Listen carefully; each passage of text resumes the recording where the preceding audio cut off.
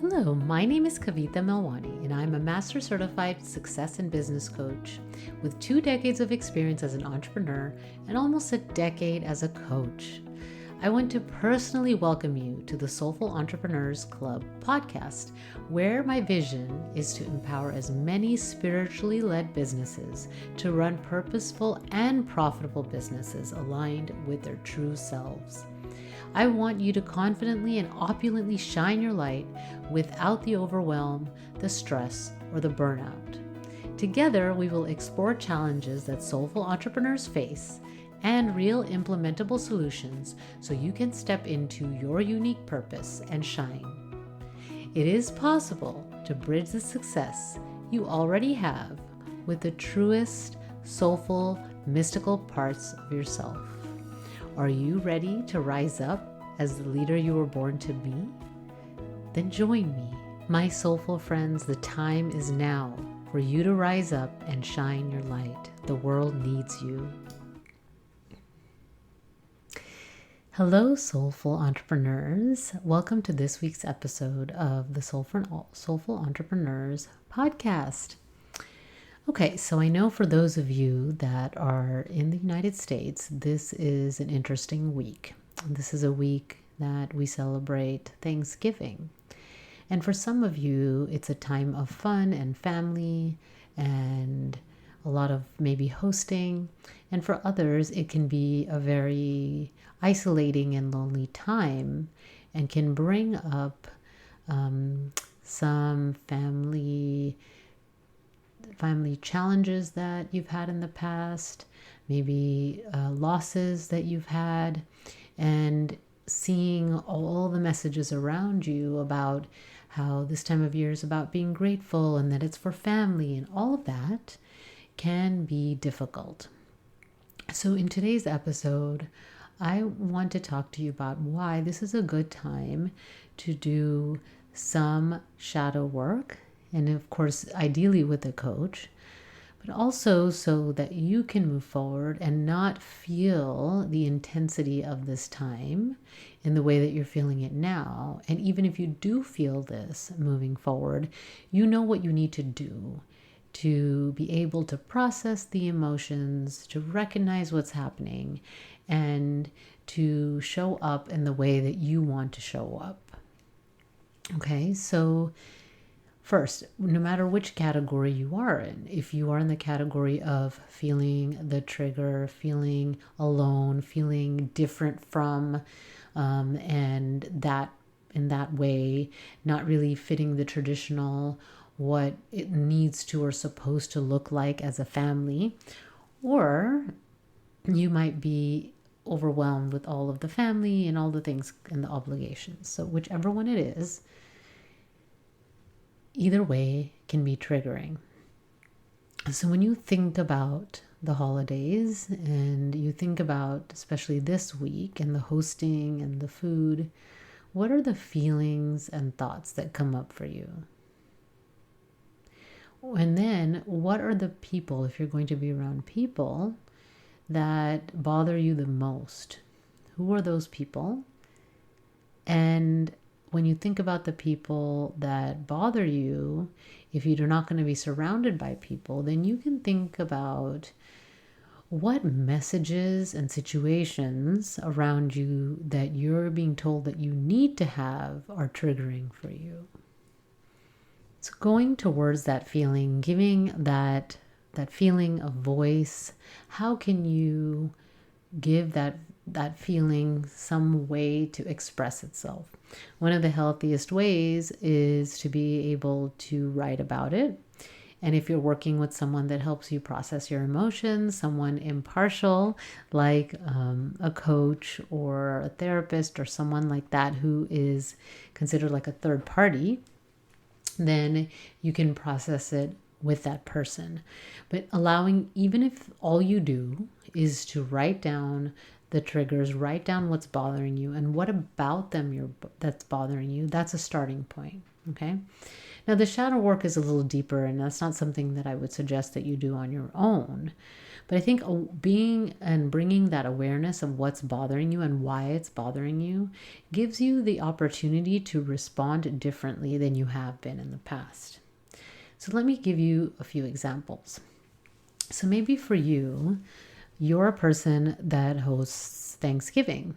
And when you host, you want things to be pretty much almost perfect.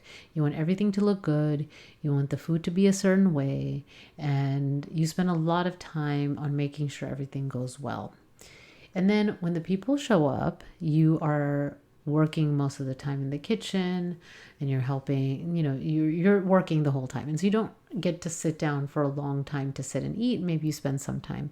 And then afterwards you're cleaning up. And at the end of it, you're exhausted. Okay?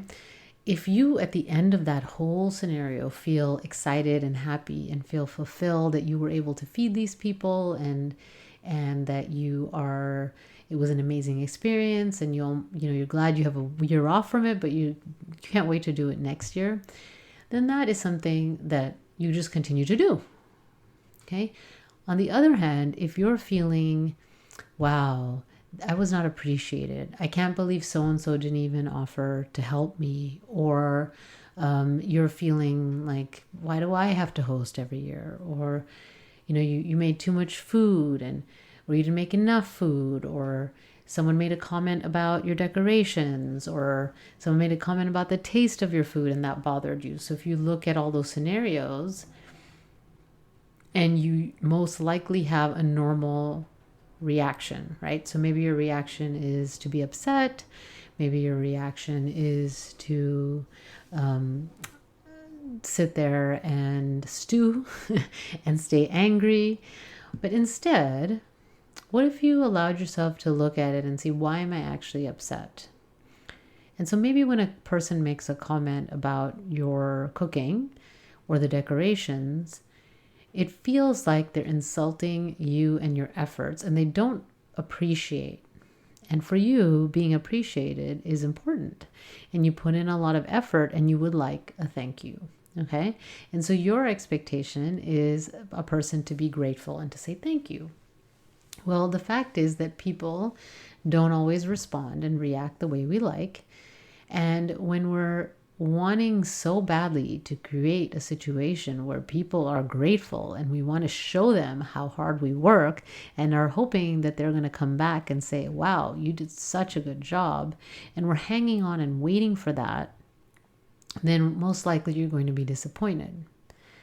So when you recognize that you really want gratitude and you want to be people to say thank you, then I would go further and say, well, why? Why is it important to you when someone says thank you? What does it feel like when someone expresses gratitude? And so how can you do that for yourself? How can you thank yourself in a way, right? I know it sounds weird, but how can you create a situation where you are recognizing yourself? So how can you start to give yourself gratitude? How can you give yourself recognition? What could that look like? Right? And you can even ask people around you for support. You can ask them and the people that love you and say, you know what, it really is helpful when I do these things and when I host, if you say thank you. I really appreciate when people say thank you. And, when no one says thank you, I feel, and you can fill in the blank what you're feeling, right? And so there's a sense of like, how can you show up differently, energetically and physically? How can you ask for what you need? Maybe you decide that, you know what, I actually don't enjoy cooking all these things. I'm cooking all these things and doing all this because I want that recognition and thank you. And your brain is telling you that the more you do, the more likely you're going to get that. So what about instead if you decided that, well, I'm going to just do the things that I really enjoy doing. And maybe I'm going to order the rest of the food, or I'm going to ask people to support and bring something, right? And so you make it a little bit of a potluck, or, and make it aligned with what you actually want versus what you believe you need to do. Okay. So that's just one example of how you can change things around to support you. So if you are on your own and you are trying to not feel that loneliness, well, ask yourself what you want to create. What is it that you want to feel during this time, right? You have the freedom to experience what you would like. And one of the things that is the most rewarding when we start to get lost in our own brain is to somehow give back and serve others. So is there a way that you can volunteer? Is there a person that you would like to see? Maybe it's not on Thanksgiving Day, but maybe other days of the weekend you can get together, right, with people. Maybe there's a type of food that you really like and you get that. It doesn't have to be the traditional meal. So how can you make this time of year serve you? How can you feel as good as possible? Now, I know that when you see all the messages and maybe you're feeling triggered by not having family. Now, I'm going to encourage you, if you have some trauma or something that is really deep that happened this time of year, or family trauma, that you receive support, okay? To speak to a therapist or whoever you need to. But if it's not at that level, it's more about just being like triggered in this level of like, this is annoying and I can't believe this, and why is it always like this? Why am I the only one? Then that's something you can process also through the journaling, okay? And with that journaling, you can choose, what is it that I want to create? What is it that I want to feel? And what can I do to feel that now? So this is hopefully giving you some way to step back from what is happening, recognize what you're feeling, recognize what you're thinking, and also creating a scenario where you're able to start to do the things so that you can have an experience closer to what you truly desire, instead of being on default reactive mode. So I'd love to hear from you if you tried this.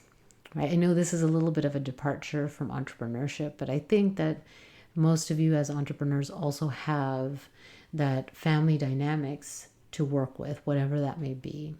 And so you can take this week, and you can even apply this to your business and say, well, what is it that I want my business to be like this week? What do I want to focus on this week? What would the results that I like this week to be? Right? And be clear about how much time you actually have and how much time you want to spend. I'm going to recommend that you don't get caught up in what you think you're supposed to do. This is your life. This is your business. Choose what to focus on. Choose it based on what you want to create, what you want to feel, and the results you want. And then you can continue to create the life and the business that you love.